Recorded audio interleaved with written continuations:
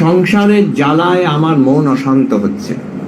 লোকেদের ব্যবহার, বাইরে হয়তো অনেক রকম ঝামেলা, টাকা পয়সার সমস্যা আছে, শরীর, এই কোভিড, তারপরে সংসারের যে মানুষদের, বাচ্চাদের, বড়দের, বুড়োদের অনেক রকম সমস্যা, এইসব জ্বালাতে আমার মন অশান্ত। কেন অশান্ত? সংসারের জন্য আমার মন অশান্ত। উনি বলছেন, না, তোমার বোঝাতে ভুল হচ্ছে, তোমার মন অশান্ত বলে সংসার এত কষ্টকর মনে হচ্ছে। তাই কি? এটা আমাদের ঠিক মনে হচ্ছে না। কথাটা বেশ দারুণ বললো, একটা চমকপ্রদ কথা, কিন্তু সত্যি কি মনের জন্য সংসারকে এরকম খারাপ মনে হচ্ছে না? সংসারেই তো সমস্যা আছে। এর ছোট্ট জিনিস ভাবলে বোঝা যায় যে একই সমস্যা, একই রকম প্রবলেম, দুজন লোকের রিয়াকশন কিন্তু দুরকম। এক জায়গায় হয়তো বাড়িতে অশান্তি, ঝগড়া হচ্ছে, একজন শান্ত মনে থাকতে পারে, আর আরেকজন উদ্বিগ্ন হয়ে রেগে যাচ্ছে, বিরক্ত হচ্ছে। তার মানে ওই একই সমস্যা যদি কেউ শান্তভাবে, তার রিয়াকশন বেশি হচ্ছে না, মাইন্ড ইজ কাম, আরেকজনকার রিয়াকশন বেশি হচ্ছে, তফাৎটা মনে। সমস্যাটা তো একই, মেনে নিলাম সংসারে অনেক সমস্যা আছে। ডাক্তাররা এটা খুব ভালো বোঝেন, সব ডাক্তার আমি দেখি সঙ্গে সঙ্গে বলে ঠিক বলেছেন। ওরা একই রকম অসুখে দুজন পেশেন্ট এবং দুজন পেশেন্ট পার্টি, রিয়াকশন দুরকম দেখে ওরা। একজন ধীর স্থির ভাবে হয়তো মেনে নিল, একটা হয়তো গুরুতর অসুখ, ধীর স্থির ভাবে মেনে নিল। আরেকজন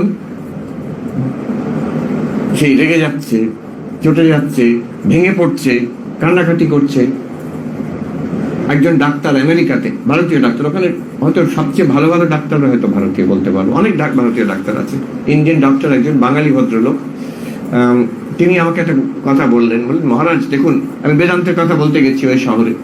মহারাজ দেখুন, আপনি কিছু মনে করবেন না, আমাদের এত বেদান্তের সম্পদ আছে, গীতা, উপনিষদ, কত শাস্ত্র, কত গভীর আত্মা ব্রহ্মের আলোচনা, কত কি আছে, সূক্ষ্ম ব্যাপার আছে। কিন্তু আমি একটা কথা বলবো, আমি দেখি টার্মিনাল কেস, মারা যাবে পেশেন্ট। অনেক সময় দেখেছি ইন্ডিয়ান পেশেন্ট, যারা বৃদ্ধ ইন্ডিয়ান, তারা উদ্বিগ্ন, ভেঙে পড়ছে, অশান্ত, ছটপটে। আবার আমি দেখেছি আমেরিকান খ্রিস্টান, হিন্দু নয়, খ্রিস্টান, যার একটা সরল ভগবানে বিশ্বাস আছে, যিশুতে বিশ্বাস আছে, সে কিন্তু শান্তভাবে মেনে নিল, বললো থ্যাংক ইউ ডক্টর, আপনি যথেষ্ট করেছেন, আমি খুব গ্রেটফুল। মারা যাচ্ছে সে। তো তফাৎটা কেন হচ্ছে? বলছে দেখুন, সে কিন্তু যেটুকু সে জানে, একটা সরল বিশ্বাস ভগবানে, ঈশ্বরে, তার যিশুর ওপরে বিশ্বাস আছে, ভক্তি আছে, শ্রদ্ধা আছে, আমাকে তিনি দেখবেন, তাতেই তার হয়ে যাচ্ছে। আর আমরা এত আত্মা, ব্রহ্ম, চৈতন্য, পঞ্চকোষ বিচার এসব করেও কিন্তু মুখে মুখে কথাটা যদি মুখে মুখে থেকে যায়, অন্তরে না ঢোকে। যখন ঠাকুর বলছেন যে বেড়াল যখন টিয়া পাখিকে ধরে, টিয়া পাখি যতই রাম রাম শেখাও, বেড়াল ধরলে সে ক্যাঁ করে উঠবে। বেড়াল মানে মৃত্যু, বেড়াল মানে যে রোগ, শোক, তাপ, তখন আমরা ক্যাঁ করে উঠি। যে তত্ত্বটিকে, যেটাকে আমি অন্তরে অন্তঃসাৎ করতে পারবো, অ্যাসিমিলেট করতে পারবো, সেটা আমার কাজ দেবে। যেটা শুধু বইয়ের কথা রয়ে গেল, সেটা কাজ দেবে না। এটা একটা কিন্তু বড় কথা, ভেবে রাখা দরকার।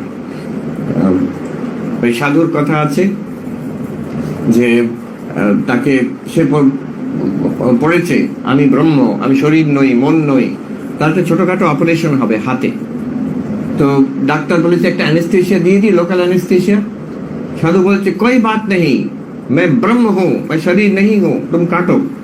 তো বলছে আমি তো ব্রহ্ম, আমি তো শরীর নই, তুমি কাটো, কোনো অ্যানেস্থেশিয়া দরকার নেই। যে মহাত্মাজি আপনি ঠিক বলছেন তো, কারণ লাগবে, একটু ব্যথা হবে। আরে কাটো, আমি তো ব্রহ্ম হ্যাঁ, আমি দ্রষ্টা হ্যাঁ, লাগু কি আছে, আমি তো দ্রষ্টা। যেই ছুরিটা লেগেছে, চিৎকার করে আছে, এই রুকো রুকো রুকো, কি হলো? বলছে আপনি তো ব্রহ্ম, চিৎকার করছেন কেন? বলছে ও সব কিতাব কা বাত সালা কিতাব মে রহ গয়া। বলছে ওই সব বইয়ের কথা সালা বইয়ের মধ্যেই রয়ে গেল, এখন কোনো কাজ দিল না, তুমি আমাকে অ্যানেস্থেশিয়া দাও। অথচ কি এটা সম্ভব? আমরা জানি এটা সম্ভব। তীব্র যে কষ্ট হরিমহারাজ নিজের জীবনে আছে। উনি ঠাকুরকে দেখেছিলেন, ঠাকুরের যে দৃষ্টান্তটা আছে, ওনার গলায় তখন ক্যান্সার, কষ্ট পাচ্ছেন হরিমহারাজ তখন, বয়স কম, হরিনাথ জিজ্ঞেস করছেন যে আপনি আজকে কেমন আছেন মশাই? ঠাকুর বলছেন কষ্ট, খেতে পারি না, এখানে ব্যথা। তারপরে হরিনাথ তখন বলছে আমি দেখছি আপনি মহা আনন্দে আছেন। ঠাকুর বিরক্ত না হয় বলছে ও শালা ধরে নিয়েছে। আচ্ছা, এই হরিনাথ পরবর্তীকালে তিনি যখন স্বামী তুরীয়ানন্দ অনেক বয়সে, তার দেখা যাচ্ছে ঠিক এইরকম কষ্টকর অপারেশন হচ্ছে একাধিকবার, একবার নয় একাধিকবার হয়েছে। তিনি কিন্তু সেই কষ্টের ঊর্ধ্বে একদম শান্ত মনে অম্লান বদনে বসে আছেন। ওই ডাক্তারকে বলছেন তুমি কাটো, ওই ব্ল্যান্স করবে বয়েল। বলছে খুব কষ্ট হবে কিন্তু মহারাজ, আমি অনেকটা গভীরে কাটবো, তুমি কাটো আমি দেখি। কিন্তু তখন সেখানে কিন্তু তিনি বলছেন না কিতাব কে বাদ কিতাব মে রহ গয়া। এটা একাধিকবার হয়েছে, এর অনেক উইটনেস আছে যারা বলছে যে হরি মহারাজ শান্তভাবে বসে আছেন আর ডাক্তার কেটে যাচ্ছে। উনি কিন্তু ধ্যানস্থ নন, যে ধ্যান হয়ে গেছে আর কোনো তার জ্ঞান নেই, বাইরের জ্ঞান নেই, শরীরের জ্ঞান নেই, সেটা আলাদা কথা, সমাধিস্থ হয়। কিন্তু সব কষ্ট অনুভব করছেন অথচ অনুভব করছেন না।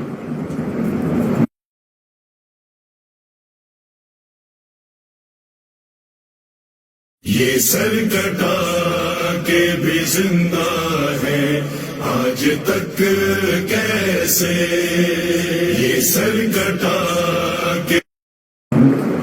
এটা কি ক্ষমতা?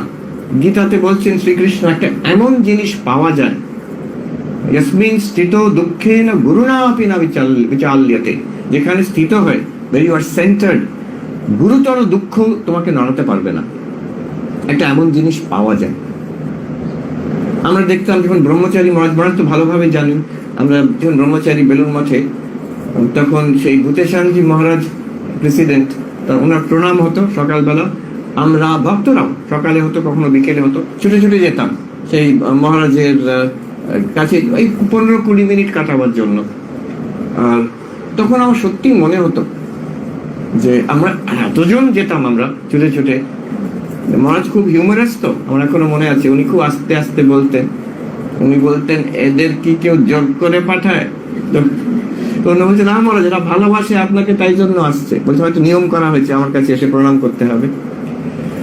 তো আমরা দেখতাম কি আকর্ষণ ওইটাই আমাদের সবাইকার, সাধু ব্রহ্মচারী ভক্ত সবাইকার মনে হতো যে এই মানুষটি কিছু একটা পেয়েছে, যার জন্য তার এত ধীর স্থির শান্ত এবং প্রেমিক এবং সহৃদয় ভাব, সারাক্ষণ একবারও কি উদ্বিগ্ন দেখেনি তাকে।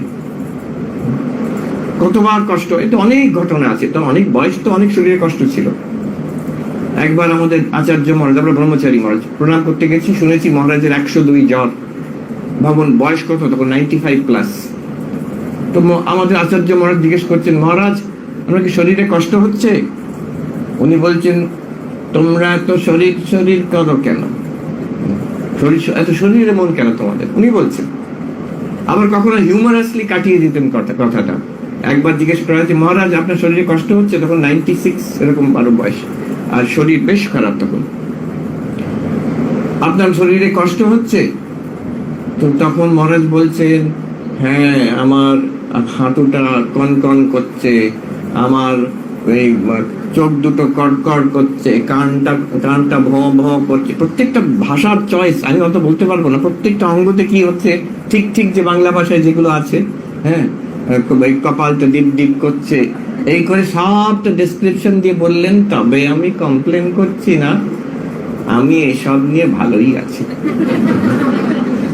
মহাপুরুষ মহারাজের দেখা গেছে, আমরা এই যে দেখে ভূতেশানজি মহারাজকে দেখে আমার মনে হয়েছিল একরকমের, এটাকে বলে হোলি এনভি, একটা আধ্যাত্মিক ঈর্ষা, যে আপনার কাছে কি আছে সেটা আমার চাই, কি এমন আছে মানুষটার কাছে। আমরা ওই জন্য সবাই ছুটে যেতাম, জেনে জানতে অজান্তে। মহাপুরুষ মহারাজের এরকম একাধিক ঘটনা আছে। ওনার একবার কাশিতে খুব শরীর খারাপ, তখন সকালবেলা সাধুরা গিয়ে প্রণাম করতে গেছেন, স্বামী শিবানন্দজি মহাপুরুষ মহারাজ। মহারাজ কষ্ট হচ্ছে? না, কাল রাতে কষ্ট হচ্ছিল খুব, বাবা বিশ্বনাথ এসে দুটিকে আলাদা করে দিল।